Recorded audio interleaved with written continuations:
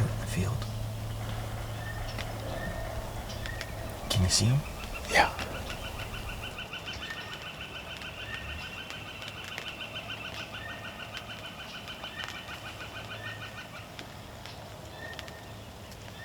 I'm not really gonna call because he's coming in anyway.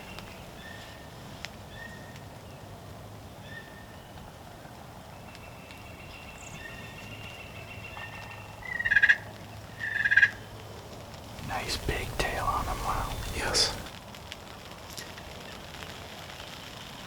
Okay, bring your shotgun up to your shoulder.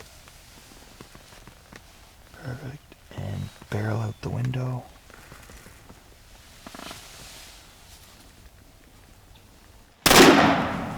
You shot the decoys. Did I? Oh, yes, yeah. I did. Okay. I'm sorry. I'll pay for the decoy. We got our bird. Yeah. That was quick. Yeah. You ready to go out and get him? Yeah, sure. Let's go. Let's go. Okay.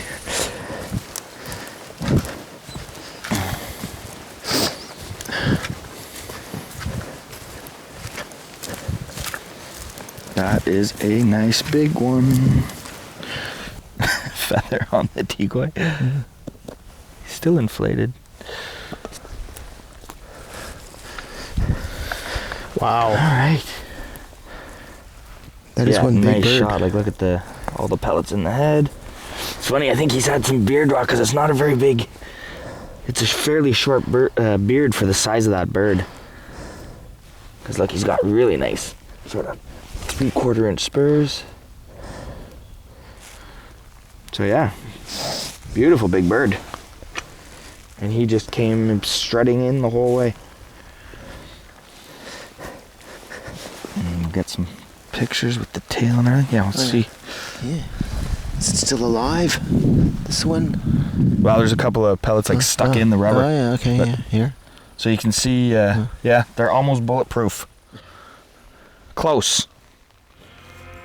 But yeah.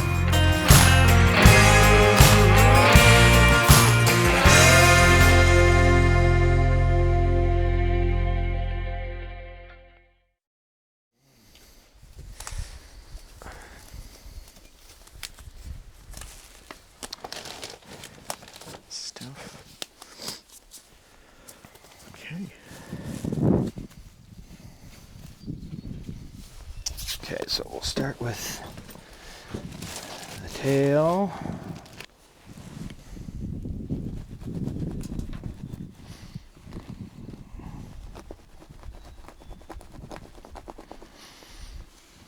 Let's do that. Okay.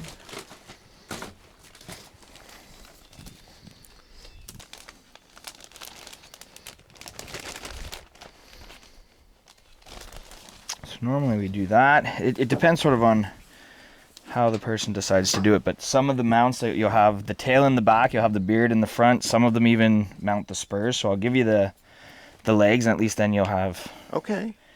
everything to decide what you want to do with it.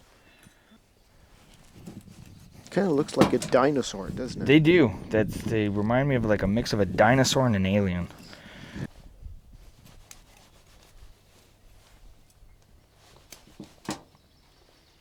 Okay, so I'm just gonna, as we pluck, I don't want to pluck here because the truck will be full of feathers. So maybe we'll just go and kind of take a knee over there. Yeah, I've been hunting since I'm 12.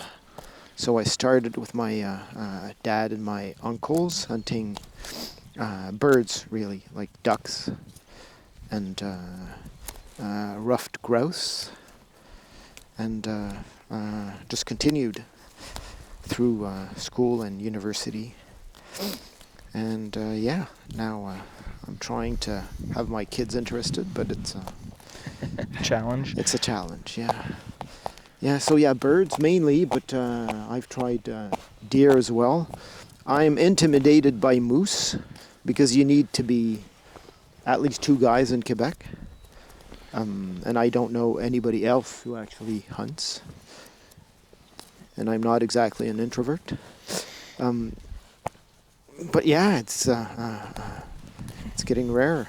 And, you know, I've been, I guess, frowned upon in my I guess, work environment and social environment. 'Cause, Yeah, you it's know, funny, you know. I mean, it depends. I know, I have clients from all walks of life that do all different things, and it's true that, yeah, especially I think in your field, it's more of a, urban-based kind of role. So you don't have a whole lot of yeah, no, people living in Downtown. rural areas are certainly more, open to the Yeah. idea and More understand. part of the Yeah, culture. right.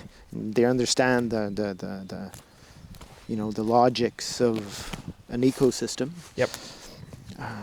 But yeah, I remember sharing beaver. Beaver can be eaten. Yep, for right? sure. So we trapped it with my dad up at the cottage, and then we prepared it, and I was sharing it with people from all sorts of backgrounds. And I remember some French girl. She was absolutely hysterical. She was shocked because beavers are so cute. Okay. For whatever, and that was like, yeah. Well, they're also really good. Yeah, well, that's it. And, And if you're going to trap them, to use the fur, why not use the meat as well? Yeah, and actually, Less wastage. I've got a beaver hat that Okay. was made out of that. We used the bones to Wow. make stock, Okay. and we even used the tail for the birds in the winter. Okay. So we had a couple of beaver tails hanging from the tree for like the Feeding the chickadees and birds. stuff. So they can get a little fat content because it's all fat. And right? if you hunt bears, beavers are one of the best baits for bears as well. I did not know that. Oh, yeah. They love beavers. So yeah, I've been raised around hunters, and I've been eating all sorts of game meat all my life, so I know it's good. And it's good for your health, right? There's no Yeah. hormones and crap and whatever. Well, that's it. There's a bit of I'll say it's a new interest from people that wouldn't normally want to hunt other than purely the food aspect, that they know exactly where it comes from. Yeah. Last time you were here was pre-COVID, and that was your first turkey, right? Yeah. That you got? And first time with my gun. Right. So first time with your gun, and actually you probably remember the story better than I do.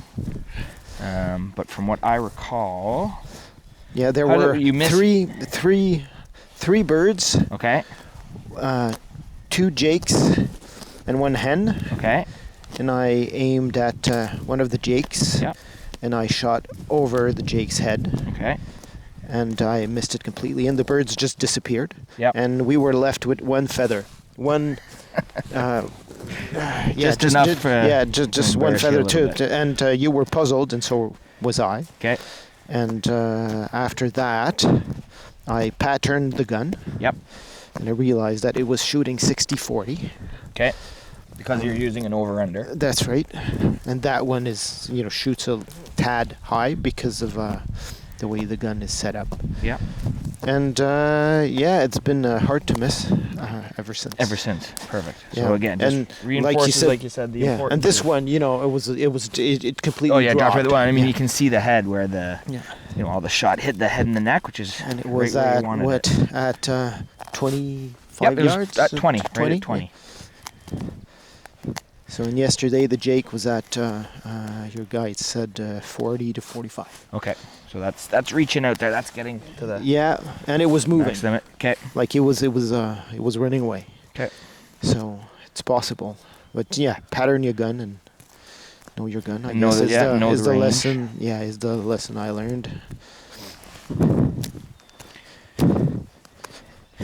And then I mean, the plan was for you to come back 2 years ago, and then it was first year of COVID, and we had the travel restrictions, so you couldn't. And then Yeah, the bridges were The bridges were blocked by closed, so the- you- yeah you so couldn't so cross yeah. between Ontario and Quebec. Quebec. That's right. I'm not even sure you were able to cross. Were You know what? I was, because I owned the lodge, because I owned a business on the Quebec side. I could. Okay, so you had a sort of a paper that. I did. But yeah, so this Tom has been 3 years coming. 3 years in the making. Yeah. It was just so fast this morning. Holy Yeah. moly! We heard him gobbling from the roost, and then Yeah, I mean, he gobbled a couple of times that I was pretty confident he was on the ground. And it was sort of one of those, just looked over to the right, and there you go. Here's this mature bird in full strut, probably from about 150 yards away, I would think, to start. And he just stayed in strut pretty much the whole time and walked right in. Did very, very little calling. I mean, he was already on his way. Yeah, there was nothing. I think a little bit of left to purring. do, really. Yeah, a little bit of purring, just sort of for some confidence calls. That was about it. Because he was coming straight Yeah. at the decoys. He was, and straight at the Jake, right? Which is Yeah. normal for a mature bird. Right. He's going to come right And into beat the him up, Jake. right. Yep. Yeah, if we'd have, you know, if we had waited, he would have Oh, I can sit either down jumped on the decoy or beat him up with his wings. And what would have been a strategy from the shooter's point of view? Just wait until he's done. Yeah, just kind of beating wait. Yeah, because I mean, usually, well, it depends. You'll see sometimes the decoy like falls off the Yeah. stake or it gets knocked over, and that kind of confuses them. So That's they'll right. sit there and look at it and wonder what's going on, or then they'll move around and they'll go to see the hen. So they just sort of stay in the decoy setup.